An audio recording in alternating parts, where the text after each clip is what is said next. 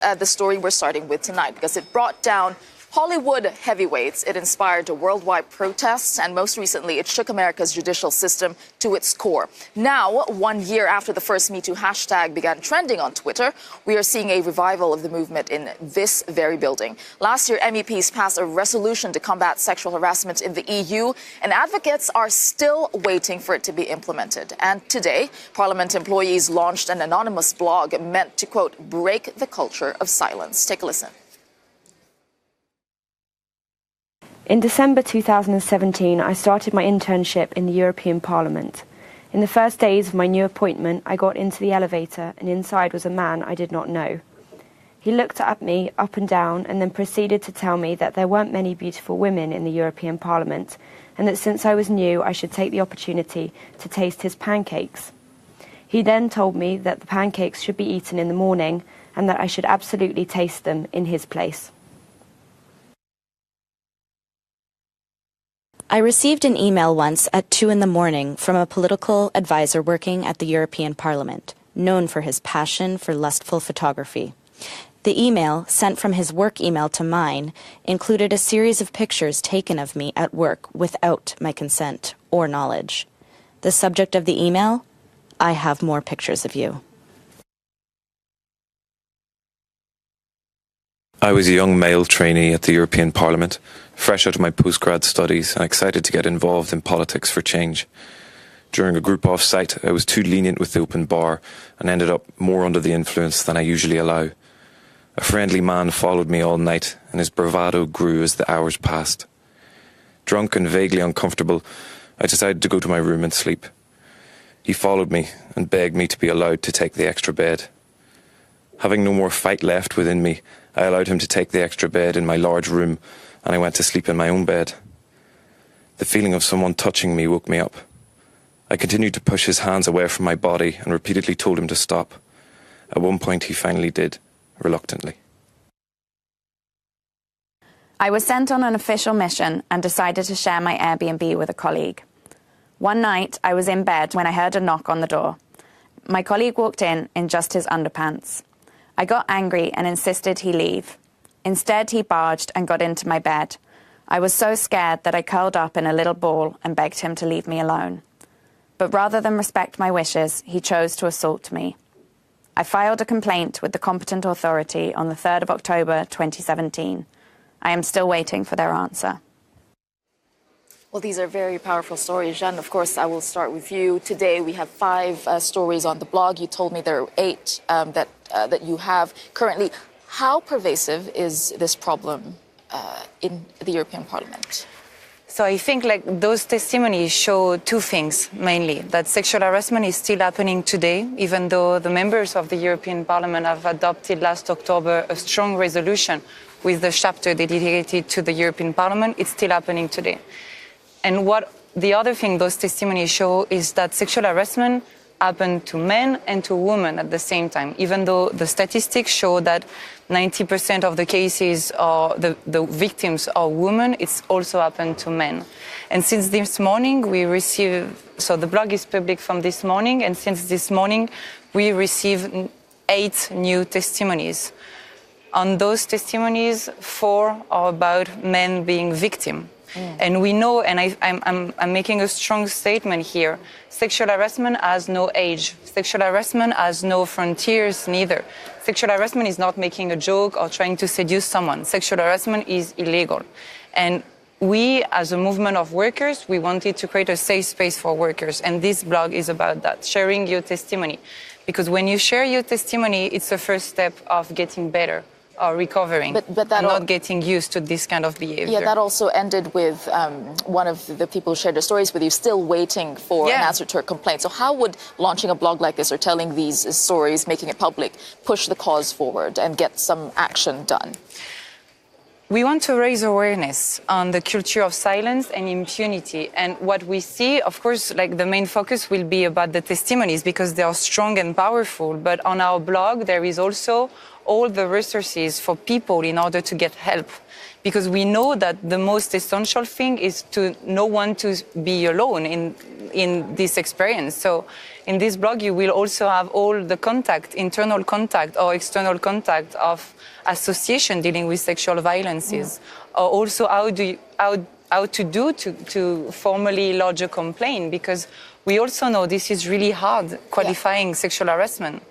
Yeah. And defining in your daily life what is sexual harassment is a big challenge, getting the evidence as well. Yeah, so Nina, what do you think is the biggest hindrance, I think, to getting some action on sexual harassment? I think it's implementation. Yeah, absolutely clear that there have to be consequences for this kind of behavior. This is intrinsically about power structures, so it affects any age, any gender, multiple industries. So just as we see it in politics, we saw it in Hollywood, unsurprisingly, we even saw it in the world of international development aid. So it cannot be that known perpetrators, for example, there was a report that came out recently by the British government looking at the charity sector, where known sexual harassers were quietly moved on to another job because, it was too much of a scandal to be associated with this kind of thing. So there have to be clear consequences. And I think what is also very important for this debate is to distinguish what falls under the whole Me Too sexual harassment big frame, if you will, because an inappropriate comment, whilst obviously not appropriate, is not the same thing as violent assault. And I think there needs to be a terminology to deal with each of these offences appropriately. Right. And I think that's in some ways part of the problem with what has grown up over the last year or so. I think in many regards the Me Too movement is about what you've talked about and today in Parliament. It's clearly also part of this wider movement about power. And I think it's three things to a degree. It is about trying to correct the wrongs of history, on the wrongs of what happened in society today, particularly that power imbalance that still exists between men and women. Hence why men like myself feel, uncomfortable talking about it, but that is it. I think second of all, the Me Too movement to date has been about giving victims or survivors the chance to tell their story. And actually what has been interesting over the last year or so, and what this blog is trying to do, is to give people who have not had a voice in the past that voice. But third of all, this is about us as a society trying to have a conversation about what we think is right and wrong, what is appropriate and not appropriate, and that extends obviously to things that are illegal and definitely wrong, to things where it's a bit grey area. Right. And I think in that part, one of the problems of the Me Too movement globally, not talking just about the European Parliament here, is that to a large degree men have been shut out of that discussion. And I think that's been to the detriment, because ultimately not only are men sometimes the victims of inappropriate behaviour, but ultimately they have to be part of the solution, and they have to be part of the conversation. I think to date there's been an attempt by some to essentially shut men out, and I don't think that's helpful, because ultimately this is it's a big societal shift that has to happen, but it has to happen with everyone. Absolutely. So men being part of the conversation, a point being made. And there are other opinions, obviously, in this debate, because support for the Me Too movement hasn't always been homogenous. One of the most well-known examples of this is a backlash to the movement. It was in an open letter to Le Monde earlier this year. It was penned by the actress Catherine Deneuve and a group of 100 prominent French women. It said, "What we are once again witnessing here is the Puritanism in the name of a so-called greater good, claiming to promote the liberation and protection of women, only to enslave them to a status of eternal victim and reduce them to defenseless praise of male chauvinist demons." All right, I'd like to put it, maybe Nina first. Do you see where she's coming from? No, I think that's a ridiculous statement, because I think whether you're too idealistic on either side of the argument doesn't make sense, and you have to land somewhere in the middle. We know that sexual harassment is rampant all over the world. I mean, I come from a country where women are basically second-class citizens. And as I already pointed out, this has much more to do with the inherent structures of power. So even though there is a strong gender element to it, men and women are both, affected by sexual harassment. So I absolutely don't agree with this argument that by talking about sexual harassment, you're actually taking away women's agencies.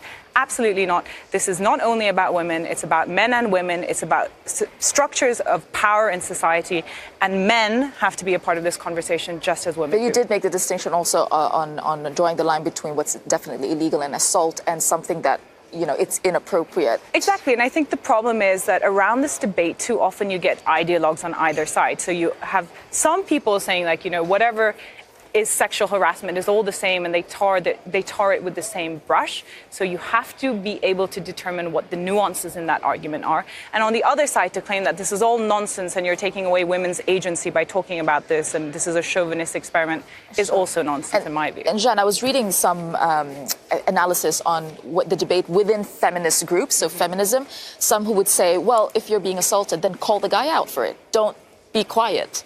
So how would you respond to that vision of, well, this is what feminism is about? Call him out. Be strong. Don't hide behind. Yeah, but those victims are strong, because they are strong enough to speak out and to share their own stories. Of course, there is a problem of the official lodge of a complaint, but that is something else.